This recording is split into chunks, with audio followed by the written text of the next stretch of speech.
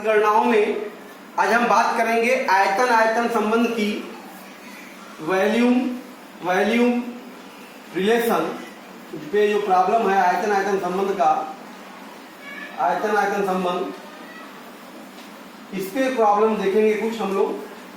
देखिए इसमें होता क्या है बच्चा, अगर किसी एक पदार्थ का अगर आयतन दिया है तो इसके वजह से हम अभिक्रिया में दूसरे पदार्थ का आयतन कैलकुलेट कर सकते हैं। इसको क्वेश्चन के बाद देखेंगे। क्लियर?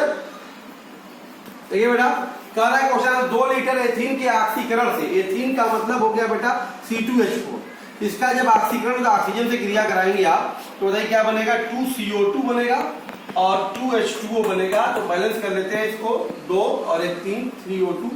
तो ये आप देख रहे हैं कि 1 मोल एथीन से बेटा 1 मोल कार्बन डाइऑक्साइड बन रहा है। तो 2 लीटर है तो 1 मोल का मतलब बेटा हो गया एनडीपी पर 22.4 लीटर से बेटा यहाँ पे एनडीपी पर 2 गुणे 22.4 लीटर ये बन रहा है। क्लियर है? तो हम कह सकते हैं कि 22.4 लीटर एथीन के ऑक्सीकरण से एनटीपी पर CO2 का आयतन कितना है बेटा, 2 गुणे 22.4 लीटर। तो 2 लीटर से ही पूछ ही रहा है। तो बताइए, तो 2 लीटर एथीन के ऑक्सीकरण से एनटीपी पर CO2 बेटा कितना होगा, 2 गुणे 22.4 बटे 22.4 गुणे 2, मतलब बेटा कितना बनेगा, ये 4 लीटर हमको कार्बन डाइऑक्साइड प्राप्त होगा। क्लियर है? कह रहा है कि हाइड्रोजन डाइहाइड्रोजन की अभिक्रिया ऑक्सीजन से करा रहे हैं तो हमको जलवाष्प मिल रहा है, जल मिल रहा है। तो आप यहाँ पे देख रहे हैं कि 2 आयतन हाइड्रोजन का, एक आयतन ऑक्सीजन से क्रिया कर रहा है, 2 आयतन जल बन रहा है। तो हम कह सकते हैं यहाँ से बेटा कि 2 आयतन हाइड्रोजन से निर्मित जो जल है बेटा कितना है, निर्मित बेटा जल कितना है, 2 आयतन है। तो हमारे क्या आयतन हाइड्रोजन से पूछ रहा है बेटा, 10 आयतन ना। तो 10 आयतन हाइड्रोजन से निर्मित जल का आयतन कितना, 2 से 2 10 से कितना होगा, 10 आयतन में बनेगा। तो ये आयतन का मतलब होता है बेटा, ये आयतन का मतलब होता है एनटीपी पर 22.4। क्लियर?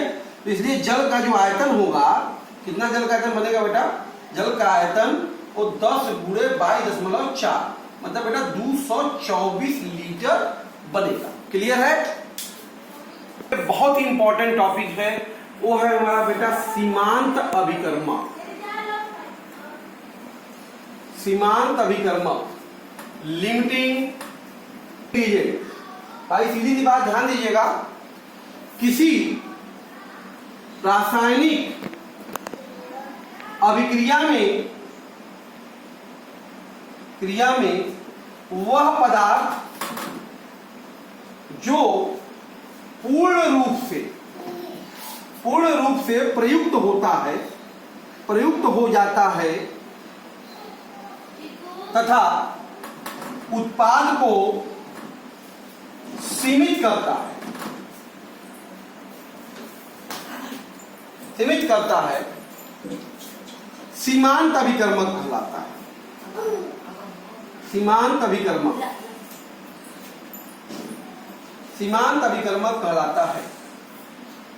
जैसा कि नाम है, हम कहते हैं सीमांत अभिकर्मक बेटा वह अभिकारक जो अभिक्रिया में सीमित मात्रा में, सीधी बात है, जो अभिक्रिया में सीमित मात्रा में हो उसी को बेटा क्या कहेंगे, सीमांत अभिकर्मक कहते हैं। हम इसको कैसे आइडेंटिफाई करेंगे, किसी भी अभिक्रिया में सीमांत अभिकर्मक कौन है, उसकी पहचान का हम कैसे पता करेंगे, इस बात को ध्यान दीजिए। देखो बेटा, किसी भी अभिकर्मक में हम किसी अभिक्रिया के मोलों की संख्या तथा उसका स्टोइकियोमेट्रिक जो कोफिशिएंट है, रश्मिकीय अनुपात, अगर जिस भी अभिकर्मक के लिए ये अनुपात बेटा कम होगा अभिक्रिया में, जिसके लिए N/SC कम होगा। याद रखिएगा, एक ट्रिक है पता करने के लिए लिमिटिंग रीजन। तो ये मतलब मोलों की संख्या बटे उसके स्टोइकियोमेट्रिक गुणांक जो होगा, जिस भी अभिकर्मक के लिए n/80 का अनुपात कम होगा रिएक्शन में, वही हमारा क्या होगा, सीमांत अभिकर्मक होगा। ध्यान दीजिएगा, वही सीमांत अभिकर्मक होगा। n का मतलब यह हुआ उसके मोलों की संख्या, मोलों की संख्या, और 80 जो है बेटा वो क्या है आपका स्टोइकियोमेट्रिक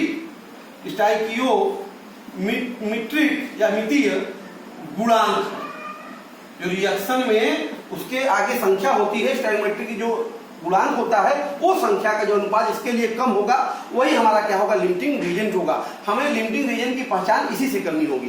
क्लियर है? लिमिटिंग रीजेंट ही उत्पाद को निर्धारित करता है। आइए इस पे क्वेश्चन देखते हैं, बहुत इंपॉर्टेंट है लिमिटिंग रीजेंट। बहुत सिंपल था, एक रिएक्शन आपको दे दिया है यहाँ पे A(B2 gives AB2। इस रिएक्शन में सीमांत अभिकर्मक छांटना है कि ये है कि B2 है।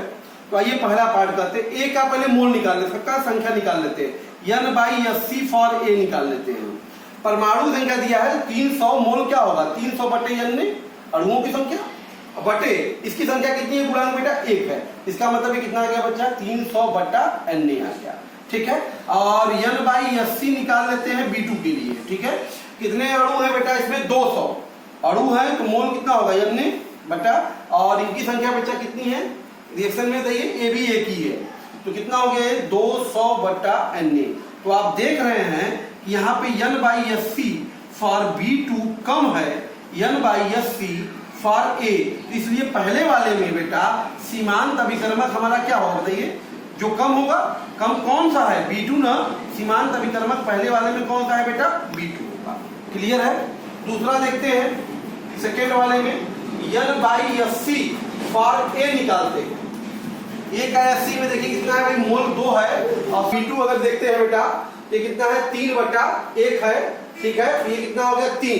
तो आप देख रहे हैं कम कौन है, A के लिए कम है, इसलिए आपका इसमें सीमांत अभिकर्मक कौन सा होगा, बताइए सीमांत अभिकर्मक दूसरे वाले में क्या है बेटा, A। क्या है, A। तीसरा वाला चेक करिए जरा, तो तीसरा वाले में क्या दिया बेटा, परमाणु। तो n/80 फॉर A के लिए कितना होगा, देखिए कितना है बेटा, 100 भागे n, एक संख्या एक ही रहेगी। n/80 B2 के निकाल लीजिए बेटा, कितना है ये बताइए जरा, तो इसके लिए भी ये 1000 होगा। 100 ही दिया है तो कोई दिक्कत नहीं है। अगर 100 दिया है तो 100 बटा n, तो दोनों में अगर बराबर आ गया, अब दोनों में बराबर अगर आ गया तो यहाँ पर सीमांत अभिकर्मक कोई नहीं होगा। सीमांत अभिकर्मक क्या होगा, अगर बराबर आ गया तो कोई नहीं, कोई भी नहीं है। क्लियर है? तो दोनों बराबर है, इसलिए कोई सीमांत अभिकर्मक नहीं तीसरे में। चौथा देख लेते हैं बेटा, n/80 किसके लिए, A के लिए निकालते हैं, कितना है बताइए, मोल 5 है, बटा संख्या ये तो 5 ही रहेगा।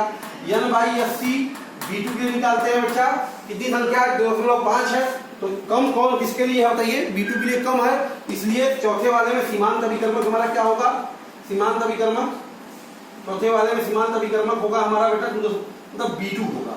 ठीक है, पांचवा देख लेते हैं बच्चा, n/80 A के लिए निकाल लेते हैं, कितना मोल है इसका, 2.5 है। अब B के लिए निकाल लेते हैं n/80 B2 के लिए बेटा कितना मोल है, 5 बटा है। इसका कम किसके लिए है, A के लिए है। तो इस पांचवे में सीमांत अभिकर्मक क्या होगा, सीमांत अभिकर्मक जरा बताइए हमको कितना होगा, A होगा। तो सीधी सी बात आप देख रहे हैं, जहां पे जिसके लिए n/80 का मान कम आएगा तो वही हमारा क्या होगा, सीमांत अभिकर्मक होगा, और ऐसे हम छाप सकते हैं। ओके,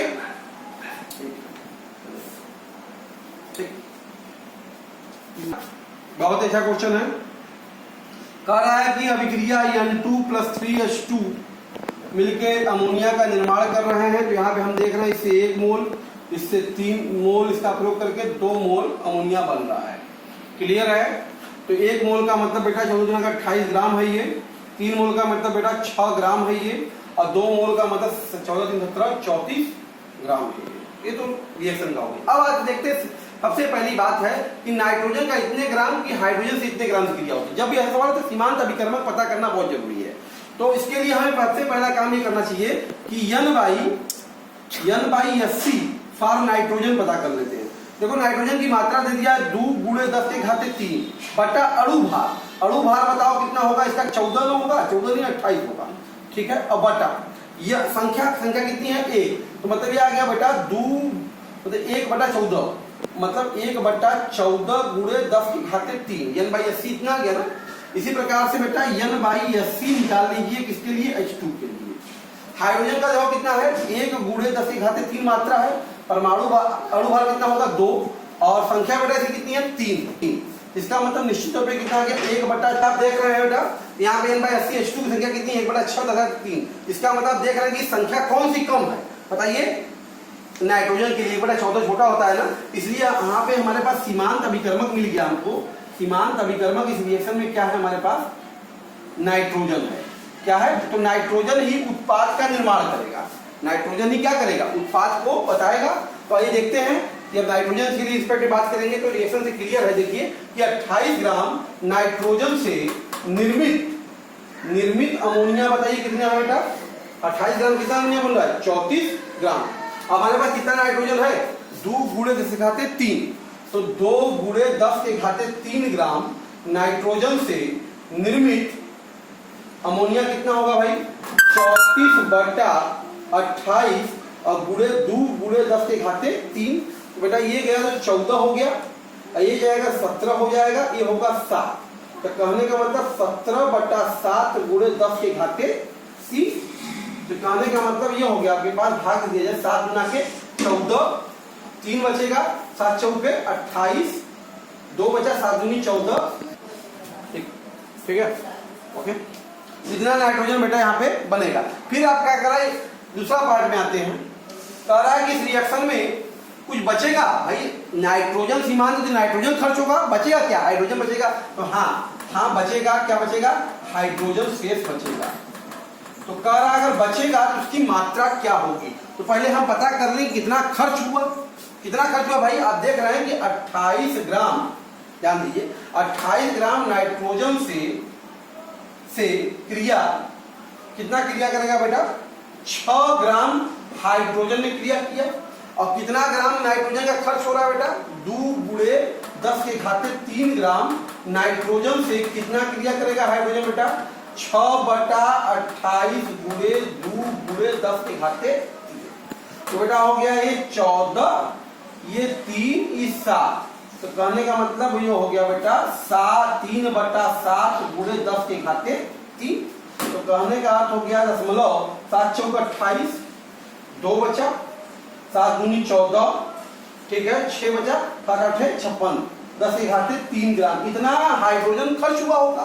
तो बचा कितना, तो बस बचा हाइड्रोजन बेटा कितना होगा, कितना हाइड्रोजन कुल था आपके पास बताइए 1 गुणे 10 के घाते 3 था, खर्च हो गया 0.428 गुणे 10 के घाते 3।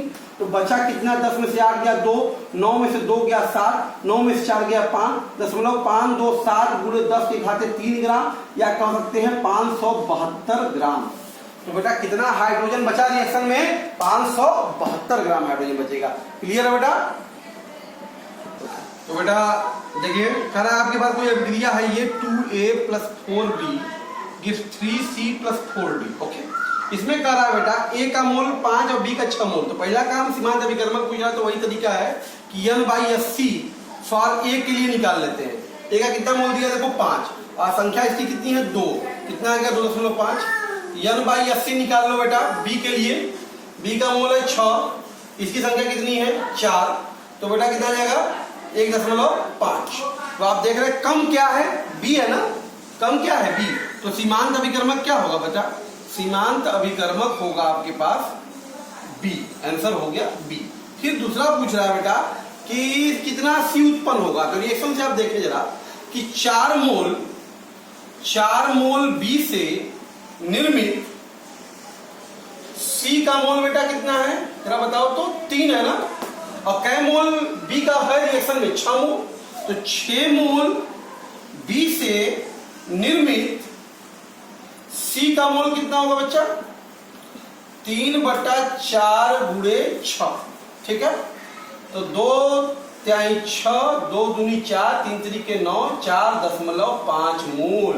तो कितना C बचेगा बेटा रिएक्शन में 4.5 मोल बचेगा। क्लियर है बेटा।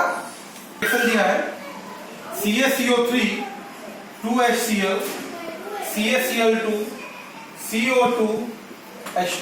ओके, ठीक है।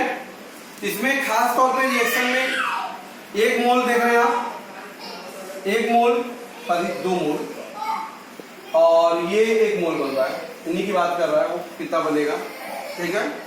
1 मोल का मतलब बेटा 100 ग्राम, 2 मोल का हो गया 36.5, मतलब ये हो गया 73 ग्राम, ठीक है। और ये हो गया आपका 70, 71, 40, 111 ग्राम। तो पहला काम तो दोनों क्रिया, तो लिमिटिंग रीजन पता करना होगा ना हमको। तो पहले काम करते हैं N/SC फॉर कैल्शियम कार्बोनेट पता कर लेते हैं। देखो इसके लिए पहले HCl का मोल निकालते हैं। HCl का देखिए यहाँ पे दिया हुआ है आपको 0.76 mHCl का 2.5 ml है। तो 2.5 ml मतलब 1/4 लीटर होता है, सबको पता है। तो HCl का पहले मोल निकाल लो, कितना होगा बेटा 0.76 गुणे 1/4 मतलब 0.4 एकम 4, 4 9 36, 0.19 होगा। हम N/SC फॉर HCl के निकालने तैयार है। मोल हमारे पास 0.19 है। इसकी संख्या HCl कितना है बेटा 2, तो 0.19/2 आ जाएगा। तो कहने का हम दशमलव, ये हो जाएगा आपका 2 9 18, 2 9 18 हो गया, 2 5 10, ठीक है ना। इस तरीके से 0.095 रहेगा। तो इसी प्रकार से अगर हम लोग बात करें मोल N/SC फॉर, हम लोग Ca कार्बोनेट भी निकाल लेते हैं। कितने ग्राम दिया है देखो इसका, पहले कैल्शियम कार्बोनेट का यहाँ पे 100 ग्राम। अणु भाग में बेटा कितना है इसका 100 होता है, 100/100, और हमारे पास संख्या इसकी कितनी है 1। तो कहने का मतलब आ गया ये 1। तो कम क्या है इसमें, कम है HCl।